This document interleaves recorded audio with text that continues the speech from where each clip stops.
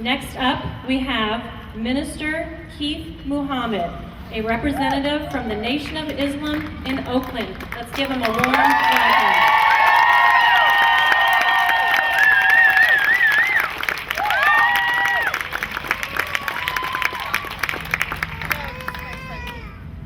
Every important event in my life begins calling on the aid, the assistance, and the guidance of the Almighty. So we begin in the name of Allah, the Beneficent. It is on behalf of the Honorable Minister Louis Farrakhan and all of the Nation of Islam, which represents millions of black people across the country and throughout the world. It is on their behalf that I greet all of you with the greeting words of peace. In English, we say, peace be unto you. In the Arabic language, we say, Assalamu alaikum.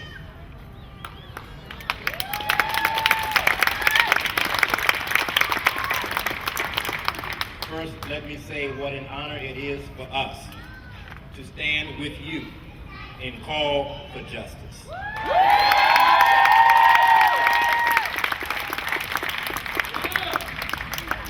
We are disappointed by the weak vote made by those of the Assembly of the State of California and the weak vote we expect to come from the state Senate. Though while we are disappointed, be clear, we are not surprised, nor are we discouraged. SB277. This is a fight for us that has really just begun.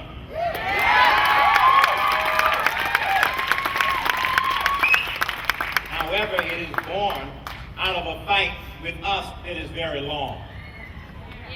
Many would say to you that the black community has suffered centuries of what some scholars call medical apartheid. This is why, when it was brought to our attention by Robert F. Kennedy Jr., who revealed to the Honorable Minister Louis Farrakhan a problem arising from the CDC study that emerged by a whistleblower to us by the name of Dr. William Thompson, that there was and is a relationship between the spike and rise of autism in our community and the onset and the use of the MMR, measles, mumps, rubella vaccination.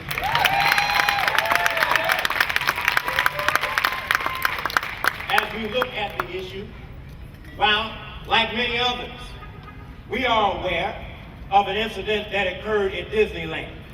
I've been to Disneyland. And when we travel to Disneyland, quite frankly, you have to be multilingual because there are people there from all over the earth. However, this matter of concern about an outbreak that has led to an unwise use of legislation does not fit this condition. It is, quite frankly, an overkill bill.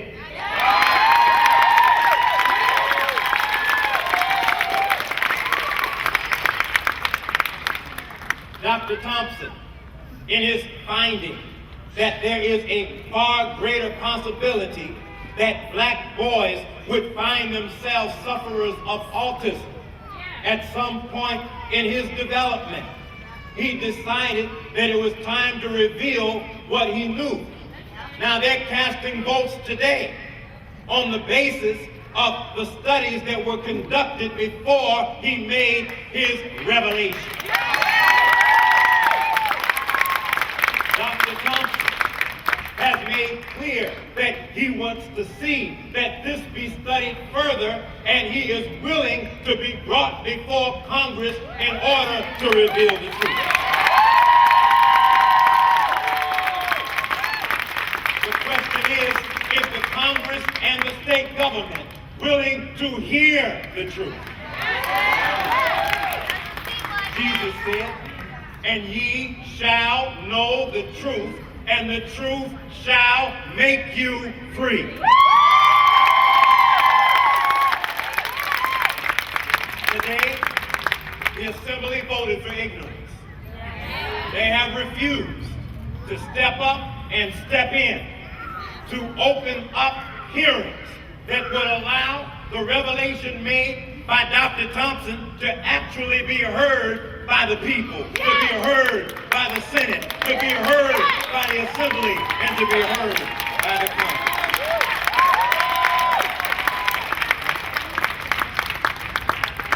I had the privilege over the last few days in preparing for today's vote to speak with health professionals in Oakland, California, the former Alameda County Public Health Chairman, Brother Arnold Perkins. And when I shared with him our concern, we of course shared with him the concern related to us by Robert Kennedy that compared this use of vaccination, most notably MMR, with the Tuskegee experiment.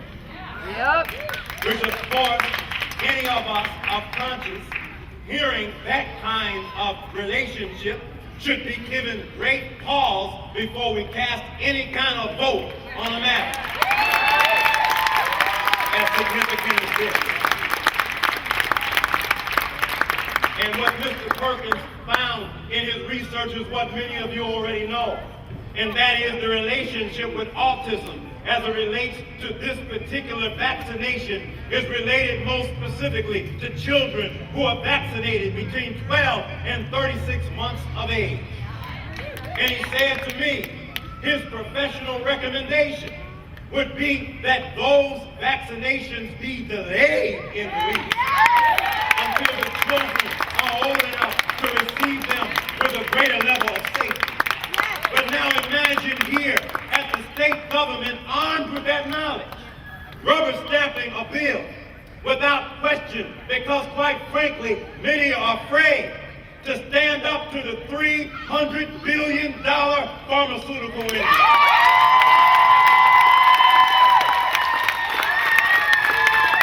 All we want is the truth.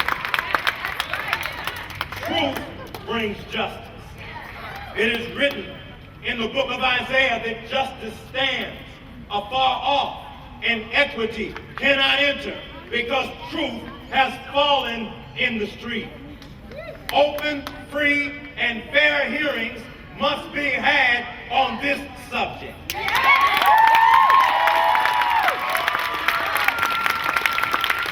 For we will not give our children over to death without a fight. And so the Honorable Minister Louis Farrakhan is launching a national movement to properly educate and organize our people on this issue.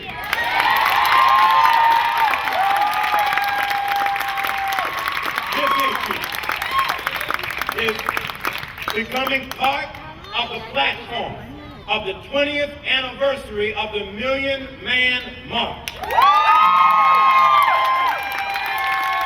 Scheduled for October the 10th, 2015. In 1995, nearly 2 million black men gathered together on that call. We're in 2015. And this march is not only for black men, this march are for all of those that are willing to stand up on the principle of justice, who are willing to stand on the truth.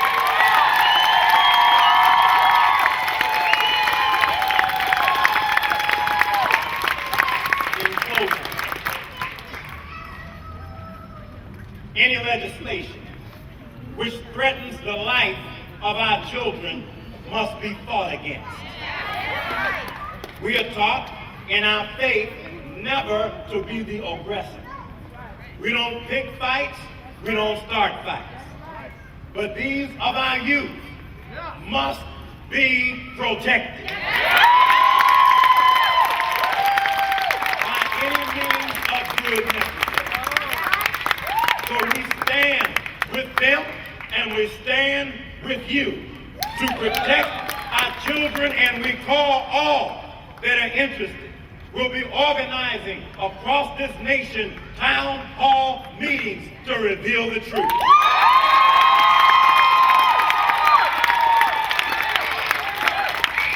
We cannot obey any legislation which hurts our children. And that, quite frankly, is in harmony with the founding fathers of this country. Thomas Jefferson said, they'll be calling his name out in a few weeks. But let me tell you what he said.